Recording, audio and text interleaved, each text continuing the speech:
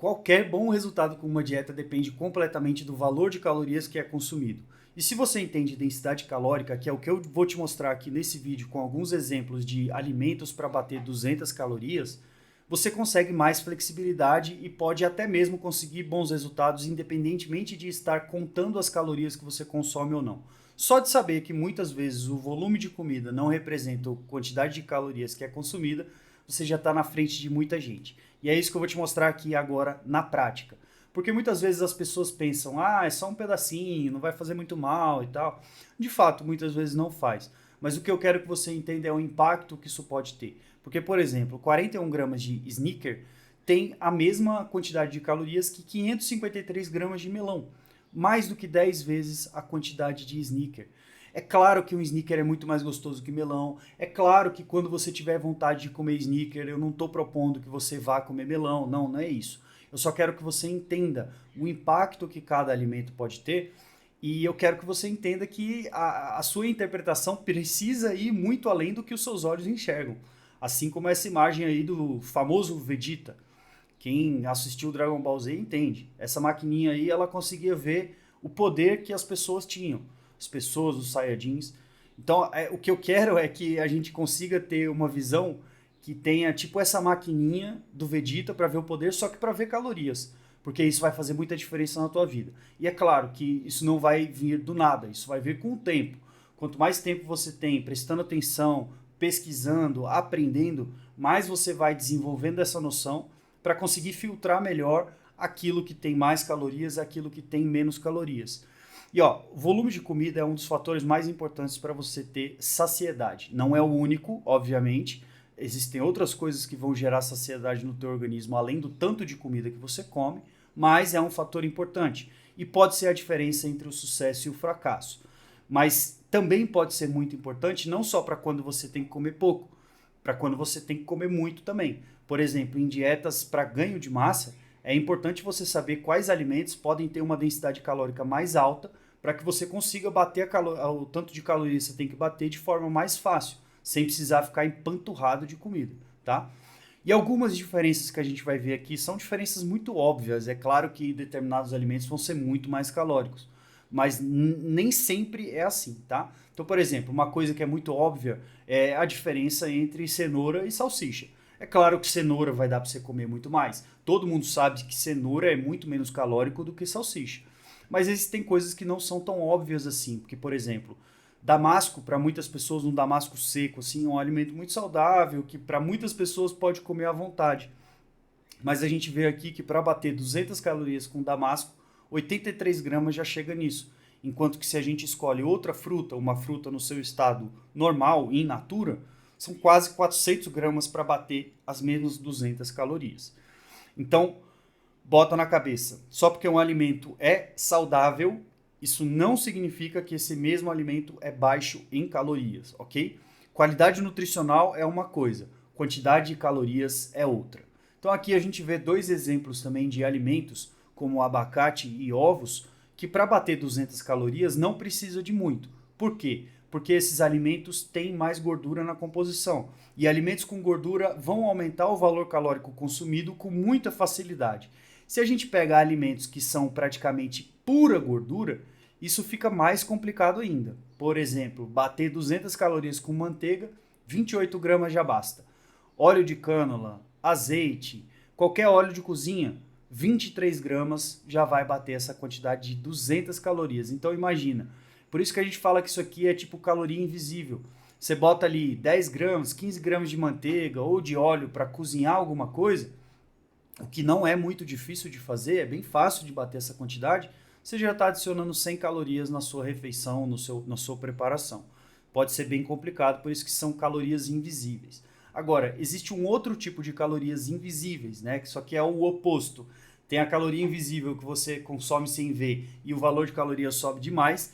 E tem caloria invisível que você pode consumir e o valor de calorias dificilmente vai subir e dificilmente vai impactar o seu resultado. A não ser que você coma meio quilo de brócolis, por exemplo, para bater 200 calorias, né? Agora, é muito difícil você comer mais do que 200 gramas de brócolis, por exemplo. E isso não vai chegar nem a 80 calorias direito. Então, é muito tranquilo a gente pensar em alguns tipos de alimento que eles são alimentos livres. Tanto é que cebola, brócolis e outros alimentos, como esses vegetais de mais baixa caloria, eu costumo prescrever como alimentos livres dentro da dieta, certo? O valor de calorias, ele não depende simplesmente da natureza do alimento, né? Então, muitas vezes, não é uma questão só, o macarrão tem pouco ou tem muito. Não, o modo de preparo também vai influenciar. Claro que no exemplo do macarrão, o macarrão só é feito cozido, né? A gente não faz macarrão assado na maior parte das vezes, e quando faz assado, é assado com água, então é praticamente um cozido dentro do forno. Mas quando a gente tem alimentos que podem ser cozidos ou assados, por exemplo, uma batata que pode entrar na água e ser cozida, absorvendo água, ou pode ser assada, perdendo água, o modo de preparo vai influenciar bastante na densidade calórica, porque a água não tem calorias. Então, se você tira a água de um alimento, esse alimento fica com as calorias mais concentradas por grama. E isso é o conceito de densidade calórica sendo aumentada, certo? Alimentos que são secos geralmente têm mais calorias, até mesmo saudáveis. O exemplo disso é o damasco que eu citei lá no começo, que é uma fruta, é saudável, mas por ser desidratado, por ter menos água, a concentração de calorias fica mais alta. Concentração de nutrientes também, as vitaminas, os minerais, as fibras, fica tudo concentrado, mas a gente está falando de calorias aqui, certo? Quando é um alimento que é seco e que ainda não é saudável, imagina, aí o bicho pega, né? Olha esses exemplos aqui de salgadinhos. Doritos, Cheetos, batatinha frita e assada, são 40 gramas para bater 200 calorias, porque são alimentos que são fritos e ainda são secos, né? Eles têm pouquíssima água em sua composição. Basicamente é uma farinha endurecida e consistente. Então, com gordura adicionada pra caramba. Por isso que o valor de calorias fica muito alto. E aí compara isso com alimentos que são molhados, alimentos que têm muita água e que são considerados mais saudáveis. Por exemplo, kiwi, uva. Kiwi são 8 vezes mais para você bater a mesma quantidade de calorias que salgadinho.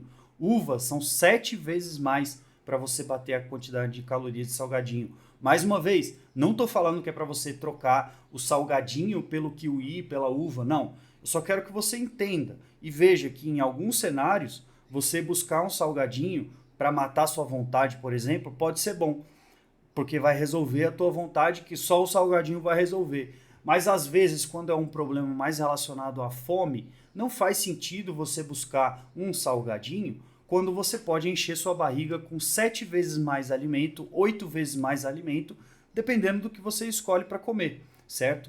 E entender na prática como funciona essa história de densidade calórica pode te salvar de várias ciladas aí, hein, Bino?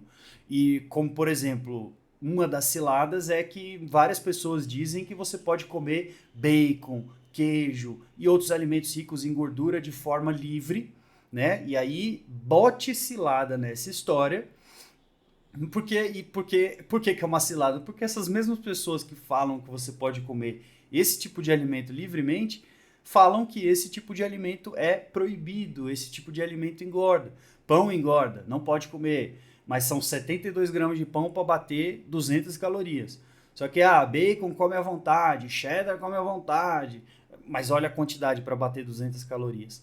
Claro que existem diferenças no tanto de saciedade que esses alimentos vão gerar, porque bacon e cheddar vão ter mais proteína, vão ter mais gordura, isso tende a saciar mais do que calorias de carboidrato. Porém, o que eu estou te mostrando aqui é para você começar a ter uma noção, já que caloria é o fator mais importante para determinar se você ganha ou perde peso. Se você não tiver esse entendimento, fica tudo mais complicado para você. Então, assim, vai entender a lógica desse povo quando fazem essas comparações de falar que carboidrato engorda e é proibido. Não, entenda, tua saciedade depende de vários fatores. Por exemplo, não só o volume de comida, mas também a quantidade de fibra para determinar a velocidade de digestão, quantidade de proteína, quantidade de gordura, ou seja, a distribuição de macronutrientes. Então, a velocidade que você consome, cara, tem muita coisa que influencia a tua saciedade. O que eu estou te mostrando aqui é um dos fatores que influencia, que é o volume de comida que você vai ingerir, certo? Mas esse valor, esse entendimento de densidade calórica, ele é muito importante. E agora, se você precisa ter resultados em longo prazo, uma das coisas que você precisa fazer é desenvolver bons hábitos. Por isso que eu recomendo que você assista esse vídeo aqui, porque esse vídeo vai te mostrar 3 dos hábitos mais importantes e como você vai criar e manter esses hábitos na tua rotina para alcançar excelentes resultados de qualquer tipo de recomposição corporal que você queira alcançar. Clica aqui, assiste, eu te vejo lá.